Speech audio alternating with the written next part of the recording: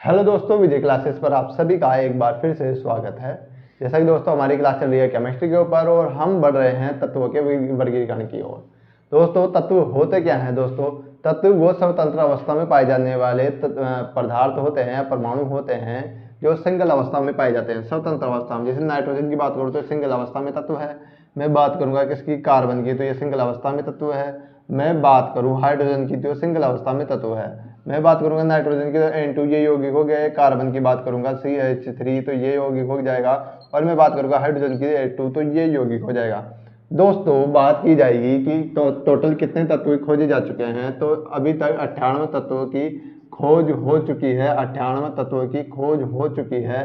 ठीक है, कितने तत्वों की? 98 तत्वों की खोज हो चुकी है तथा 118 तत्व प्रकृति में पाए जाते हैं। 118 तत्व प्रकृति में पाए जाते हैं। ठीक है, तो ये आंकड़ा था 118 तत्व। अब तत्वों के वर्गीकरण करने की आवश्यकता ही क्यों पड़ रही है, क्या क्यों पड़ी होगी किसी साइंटिस्ट को? देखिए दोस्तों, 118 तत्वों को याद रख पाना, उनके गुणधर्मों को याद रख पाना, ठीक है, बहुत ही बड़ी डिफिकल्ट टास्क हो जाता है। किसी भी तत्व के बारे में अलग अलग गुणधर्म दर्शाते जाते हैं। उसके इलेक्ट्रॉन्स विन्यास हो गए, पर न्यूट्रॉन्स हो गए, उसके परमाणु भार हो गया, ठीक है, उसकी प्रकृति हो गई, वो क्षारीय है या अम्लीय है, वो धातु है अधातु है, उसके आयनन विभव, इनके बारे में बहुत लंबी डिटेल होती है एक एक परमाणु के बीच में। और उनके इतने तत्वों को याद रख पाना मुश्किल काम है। तो इन्हें वैज्ञानिकों ने सोचा इसे सरल बनाया जाए और इसे एक क्रम में रखा दी जाए। ठीक है, तो इसकी शुरुआत, इसका इतिहास बहुत पीछे का है। तो इतिहास की ओर चलते हैं कि इसको वर्गीकरण करने के लिए सबसे पहले कौन कौन से प्रयास किए गए हैं, किस किस वैज्ञानिकों ने अपने प्रयास इसमें तत्वों को आवर्त बनाने के लिए एक प्रयास किए हैं, महत्वपूर्ण प्रयास किए हैं, जिसके बाद में एक सफल आवर्त सारणी हमारे पास में पेश हो चुकी हुई है। ठीक है, तो चलते हैं। देखिए सबसे पहले एक वैज्ञानिक हुए, कौन से? डोबेराइनर।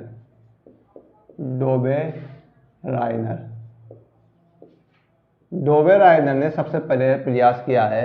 ठीक है, तो डोबेराइनर ने प्रयास किया है, उन्होंने एक अपने तत्वों को एक जगह रखने के लिए एक सिद्धांत दिया, उसे बोलते हैं डोबेराइनर का त्रिक।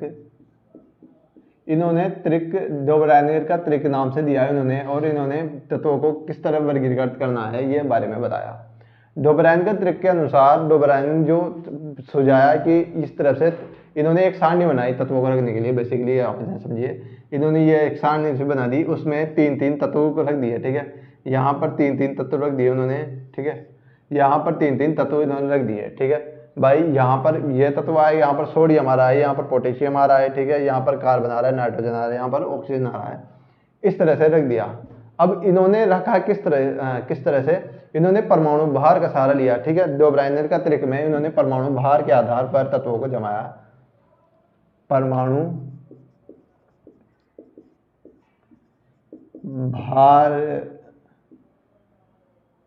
भार के बढ़ते क्रम में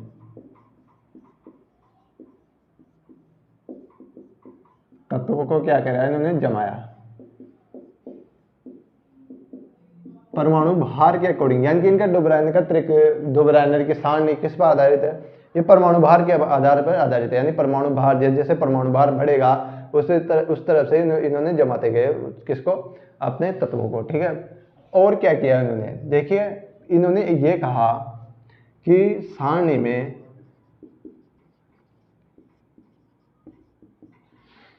पहला तत्व व लास्ट का तत्व, यानी मैं आखिरी लिख रहा हूं यहां पर, आखिरी तत्व का योग करके औसत निकाला जाए।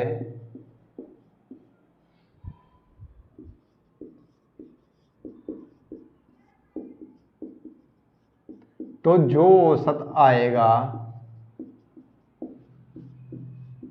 वह किसके बराबर होगा आएगा? तो वह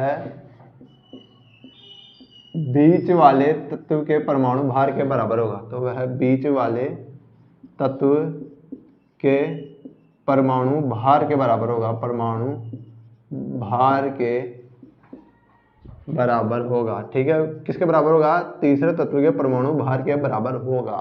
ठीक है, क्या कहा उन्होंने, वे सारणी में पहला तत्व व आखिरी तत्व को अगर योग करके, ठीक है, औसत निकाल जाए पहले तत्व का और लास्ट के तत्व का, तो जो बीच वाले तत्व है, तो ठीक है, उसका औसत किसके बराबर होगा, बीच वाले तत्व के परमाणु भार के बराबर होगा, इन्होंने ये कहा। ठीक है, तो जैसे मैं एग्जाम्पल लूँ, तो इनके देखिए, पहले लूँगा कार्बन, फिर नाइट्रोजन और ऑक्सीजन, फिर नाइट्रोजन, फिर ऑक्सीजन। कार्बन कितने पे, 12 पे, ये कितने पे, 14 पे, और ये 16 पे। ठीक है, 12, 14 और 16। ठीक है, और देखिए अब इसका औसत निकालते हैं। सबसे पहले देखिए 12 और पहला तत्व कार्बन, दूसरा तत्व ऑक्सीजन, दोनों को जोड़ते हैं, 12 + 16 बटा में 2, तो वो निकालेंगे तो कितना आएगा, 6 बार प्लस ये कितना बार में आएगा, ये 8 बार 8 16, 6 6 12 12 14, ये देखो 14 परमाणु भार आ गया है। ठीक है, इसके परमाणु भार 14 आ गया जो नाइट्रोजन के बराबर है, तो यहाँ पर तो सही है ये। ठीक है, दूसरा एक और देखते हैं एग्जाम्पल, लिथियम, सोडियम और पोटेशियम। लिथियम कितने नंबर पर, 7 पे, सोडियम कितने पे, 23 पे, और ये कितने पे, 39 पे। ठीक है, 39 पे। लिथियम, सोडियम और पोटेशियम को देखते हैं। ठीक है, लिथियम, सोडियम और पोटेशियम को देखते हैं। अब देखते हैं, ये देखिए पोटेशियम को लूंगा मैं एक, और एक लूंगा लिथियम को। लिथियम का कितना, 7 प्लस में 39 बटा में 2, कितने हो जाएंगे दोस्तों, 7 39 और 7 कितने होंगे, 39 और 7 होंगे 40, 46, 46 में 2 का भाग दूंगा, 46 में मैं दूंगा 2 का भाग, तो कितना आ जाएगा, 2 और 1 3, 23। तो 23 किसका परमाणु भार है, सोडियम का परमाणु भार है। यहाँ भी सही है। ठीक है, यहाँ पर भी इसका लो लग रहा है, किसका, डोबेराइनर का त्रिक नियम यहाँ पर भी लागू हो रहा है। पर लागू कहाँ नहीं हो रहा दोस्तों, ये चीज देखते हैं। देखिए डोबेराइनर का त्रिक में कमी क्या रह गई, पहली बात इन्होंने तत्वों की संख्या कम ली है, तत्वों की संख्या कम ली है। दूसरा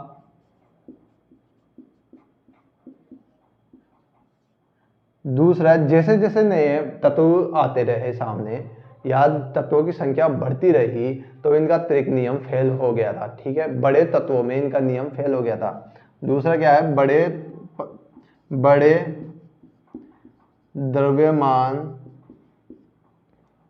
वाले तत्वों में इनका नियम फेल।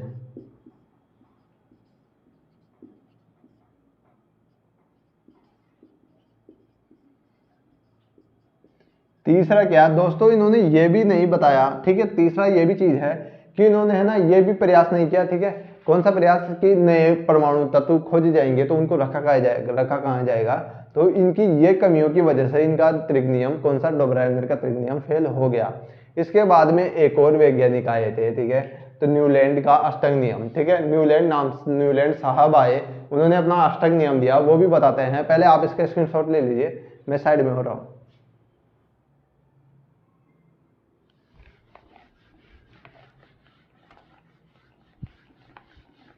इसके बाद में आया न्यूलैंड का अष्टक नियम। दोस्तों न्यूलैंड का अष्टक नियम भी किस पे आधारित है, दोस्तों न्यूलैंड का अष्टक नियम भी परमाणु भार पर ही आधारित है। क्वेश्चन यही पूछा जाएगा कि न्यूलैंड का अष्टक नियम किस पे आधारित है दोस्तों, तो न्यूलैंड का अष्टक नियम परमाणु भार पर आधारित है, परमाणु द्रव्यमान पर आधारित है, तत्वों के परमाणु द्रव्यमान पर आधारित है न्यूलैंड का अष्टक नियम। क्या यहाँ पर लिखता हूँ, न्यूलैंड का अष्टक नियम, न्यूलैंड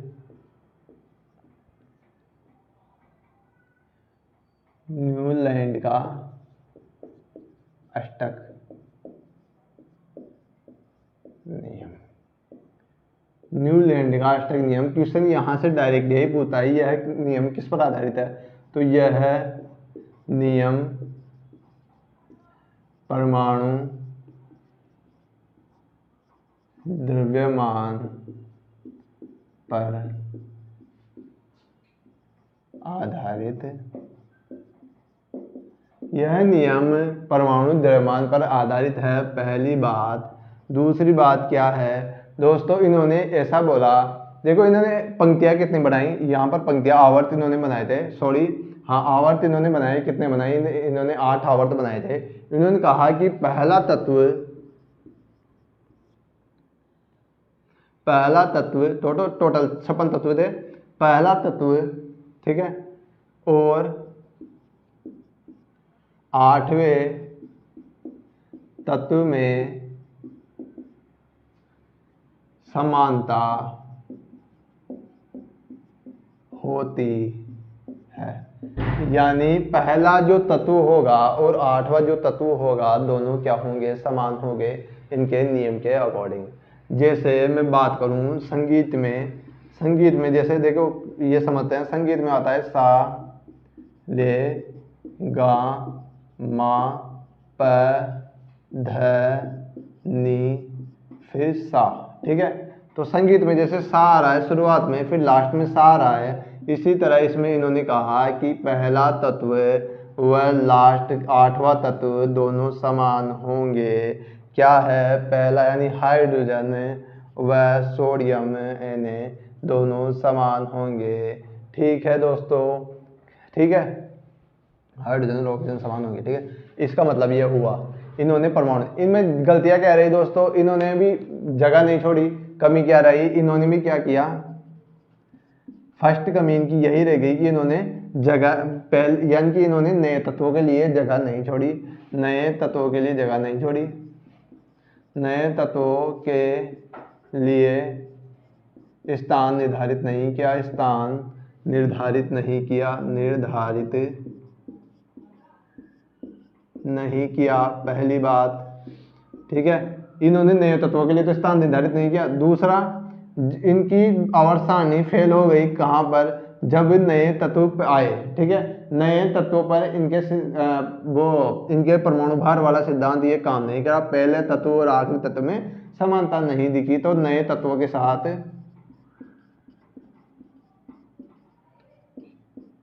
खोज के साथ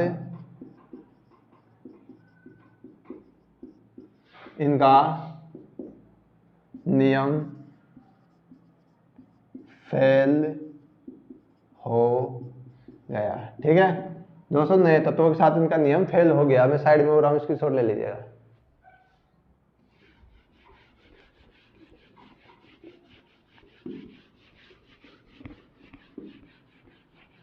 दोस्तों अब चलते हैं अब मेंडलीफ की आवर्त सारणी की ओर।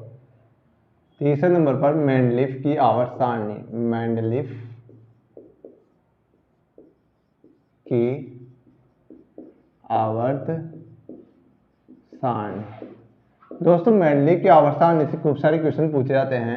देखिए एक चीज भी आप फिक्स कर लीजिएगा, क्या कि मोजले की आवर्त सारणी यानी आधुनिक आवर्त सारणी के आने से पहले परमाणु क्रमांकों के बारे में इतनी गणना नहीं हो सकी थी। इसके कारण सभी परमाणु भार के आधार पर ही किसी भी तत्वों को व्यवस्थित कर रहे थे, ये चीज ध्यान रखना, ठीक है। तो यह भी किस पर आधारित है, यह भी द्रव्यमान तत्वों के भार या द्रव्यमान पर आधारित है।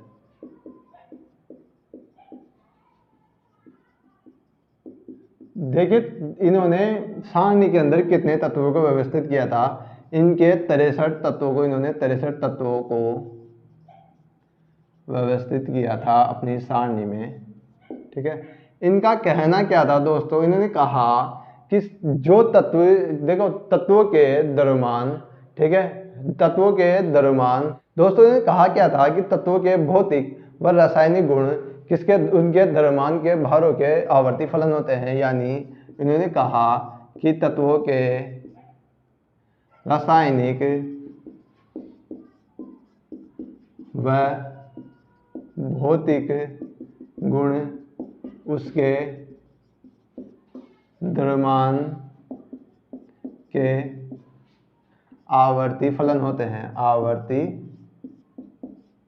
फलन होते हैं। यानी मैं ये कहूँ, यानी ये आप ये कह सकते हो कि द्रव्यमान भार के अनुसार, देखिए आप ऐसे भी बोल सकते हो कि तत्वों जो रासायनिक व भौतिक गुण समान रखते हैं वो एक निश्चित अंतराल के बाद रिपीट होते रहते हैं। ये कह सकते हो कि द्रव्यमान भार, ठीक है, यानी कि तत्वों के रासायनिक व भौतिक गुण, ठीक है, निश्चित अंतराल के बाद रिपीट होते रहते हैं या रिपीट होते रहते हैं। इसका मतलब ये हुआ, ठीक है, कि एक निश्चित समय अंतराल के बाद में परमाणु द्रव्यमान के हिसाब से आप सेट करोगे तो निश्चित द्रव्यमान के बाद में एक वो वापस संख्या समान रासायनिक गुण द्रव्य अनेक दूसरे तत्व भी प्रदर्शित करने लग जाएंगे। इनका कहना ये था, ठीक है, मेंडलीफ जी का ये कहना था। अब आगे देखते हैं कि इन्होंने देखो इन्होंने टोटल 63 तत्वों को इस अपनी आवर्त सारणी में सम्मिलित किया था। तो दोस्तों देखिए आगे कि इनके सात तो क्या थे, आवर्त है। आवर्त इन्होंने किसे कहा दोस्तों, आवर्त इन्होंने किसे कहा, आवर्त दोस्तों इन्होंने कहा जो 37 पंक्तियां थी, जो 37 पंक्तियां थी, इन्होंने वो कहा क्या, इन्होंने कहा कि ये क्या है, ये तो आवर्त है, ठीक है। और इन्होंने वर्ग किसे कहा, देखिए टोटल 8 क्या थे, समूह थे। समूह किसे कहा, जो ऊर्ध्वाधर लाइनें थी उसे इन्होंने कहा क्या, समूह। ऊर्ध्वाधर का मतलब जो सीधी खड़ी होती हो इस टाइप से, उसे उन्होंने ये कहा, ठीक है। इन्होंने एक और चीज करी थी क्या, इनको पता था, ठीक है, इन्हें यह पता था कि अभी तत्वों की खोज होना बाकी है, तो इन्होंने अपने आवर्त सारणी में क्या किया, इन्होंने अपनी आवर्त सारणी के अंदर किसे शामिल किया, इन्होंने अपनी आवर्त सारणी में जगह छोड़ दी थी, ठीक है। इन्होंने अपनी आवर्त सारणी में जगह छोड़ दी थी, आवर्त सारणी में नए तत्वों के लिए जगह रखी थी, नए तत्वों के लिए जगह रखी थी, ठीक है। इनकी आवर्त सारणी की उपलब्धियां पूछी जाती है, वो मैं बता रहा हूं, पहले इसके स्क्रीनशॉट लीजिए।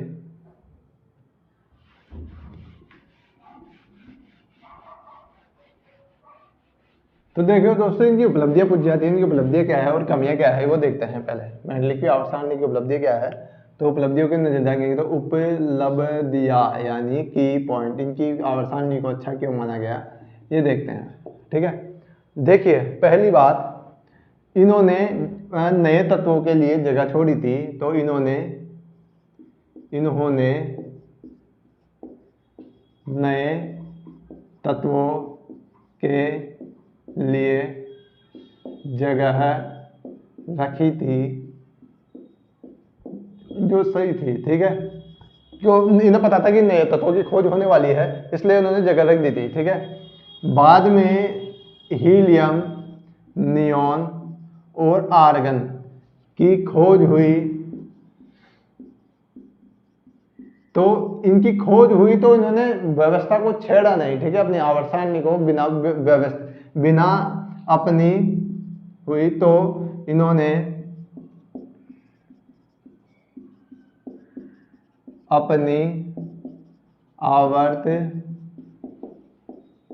सारणी की व्यवस्था बिगाड़े बिना इन्हें जगह दी, ये व्यवस्था बिगाड़े बिना इन्हें जगह दी, ठीक है।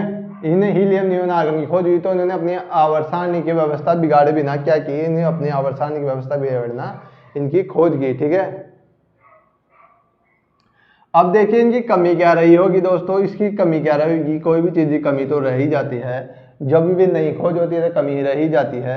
जैसे इन्होंने लिथियम, सोडियम व पोटेशियम, ठीक है, लिथियम, सोडियम, पोटेशियम जैसी क्रियाशील धातु थी, क्रियाशील धातु को अल्प क्रियाशील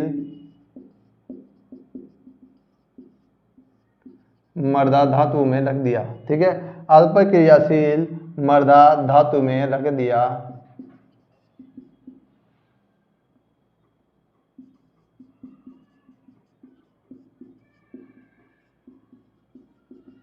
ठीक है। पहली गलती इनकी यह हो गई, ठीक है। दूसरी गलती क्या हुई, देखिए इन्होंने हाइड्रोजन को सही जगह व्यवस्थित नहीं कर पाई है,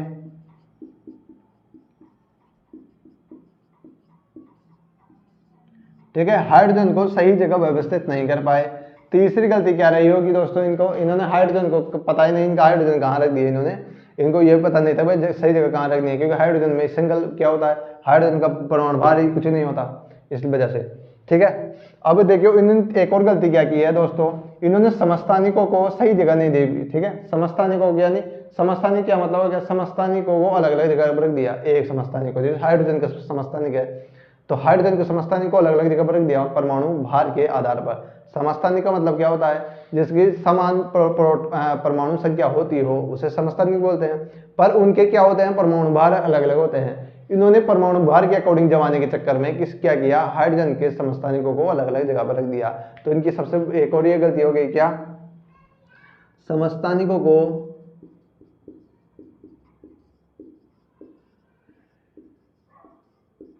उनके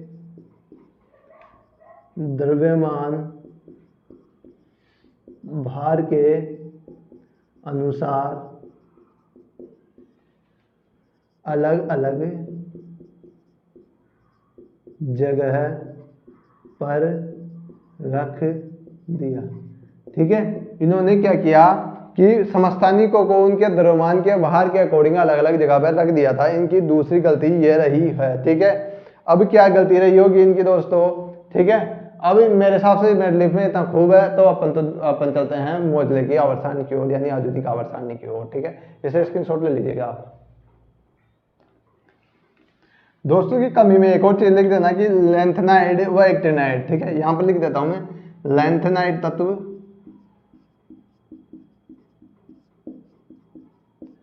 व एक्टिनाइड तत्व।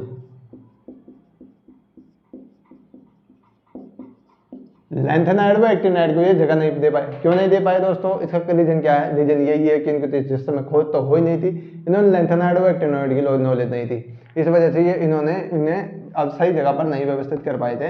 तो मैं इसे मिटा रहा हूँ, मेंडलीफ की आवर्त सारणी यहाँ पर कंप्लीट होती है। अपन चलते हैं आधुनिक आवर्त सारणी की ओर। आधुनिक आवर्त सारणी के बारे में चर्चा करते हैं अब। आधुनिक आवर्त सारणी के बारे में, आधुनिक आवर्त सारणी 1913 में किसने दी थी ये भी देखते हैं दोस्तों। अब देखते हैं कि आधुनिक आवर्त सारणी के बारे में।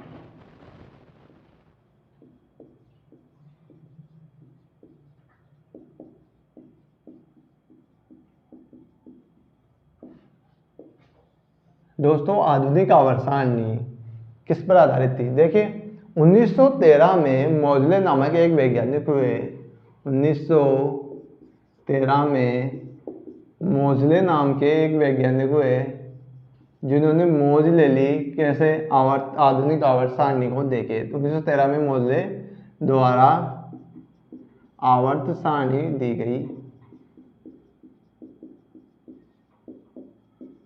इसलिए इसे मोजले की आवर्त सारणी भी बोलते हैं दोस्तों, आधुनिक आवर्त सारणी को। ठीक है, इसे आधुनिक इसलिए बोलते हैं कि यह इन्होंने जब आवर्त सारणी दी, देखिए बंदा एक ही एक लकीर पर खींचता रहेगा ना कि मैं यही करना है, यही करना है, यही करना है, तो वो सफल नहीं हो पाता। कभी कभी तीसरा बंदा आके इस दूसरे टाइप से कर देता है। लोगों ने परमाणु भार के आधार पर ही किसे व्यवस्थित किया था, तत्वों को व्यवस्थित किया था। इन्होंने परमाणु क्रमांक का सहारा लिया, क्योंकि इनके समय परमाणु क्रमांक की खोज हो चुकी थी। परमाणु क्रमांक के आधार पर किसे, परमाणु क्रमांक के आधार पर, किसके आधार पर इन्होंने तत्वों को व्यवस्थित किया।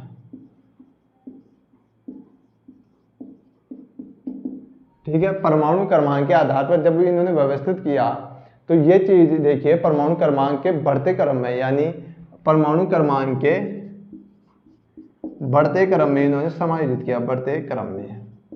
ठीक है, इन्होंने बढ़ते हुए क्रम में इसे समायोजित किया।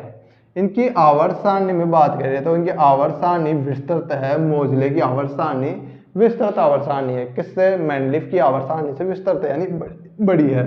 तो 7 आवर्त इनके कितने, 18 तो इनके टोटल आवर्त है, यानी 37 लाइन है। कितनी, 18 तो 37 लाइनें दी गई है, इन्होंने 18 37 लाइनें दी है। ठीक है, दूसरा 7 इन्होंने वर्ग दिए हैं, यानी ऊर्ध्वाधर लाइनों को इन्होंने वर्ग कहा, कितने 7, 18 आवर्त है और 7 वर्ग है। ठीक है, ठीक है। इन्होंने लेंथेनाइड व एक्टिनाइड श्रेणी को भी रखा है। ठीक है, अब देखिए जैसे मोजले की आवर्त सारणी है,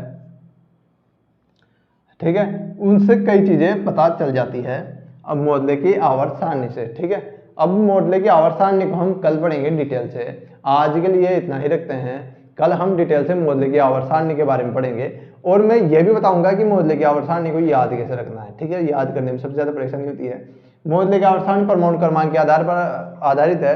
तो मोजले की आवर्त सारणी परमाणु क्रमांक और इलेक्ट्रॉन संख्या दोनों समान होती है तत्वों की, तो इसलिए इलेक्ट्रॉनिक विन्यास समझने में बहुत ज्यादा आसानी होती है। हम डिटेल से कल देखेंगे कि मोजले की आवर्त सारणी आखिर है क्या, क्या भला है। कल ट्रिक भी देखेंगे हम, आप मोजले की आवर्त सारणी की याद कैसे किया जाए मोजले की आवर्त सारणी को। आज के लिए इतना ही, धन्यवाद। चाहूंगा वीडियो अच्छा लगे तो लाइक कर देना, शेयर कर देना, सब्सक्राइब कर देना। धन्यवाद।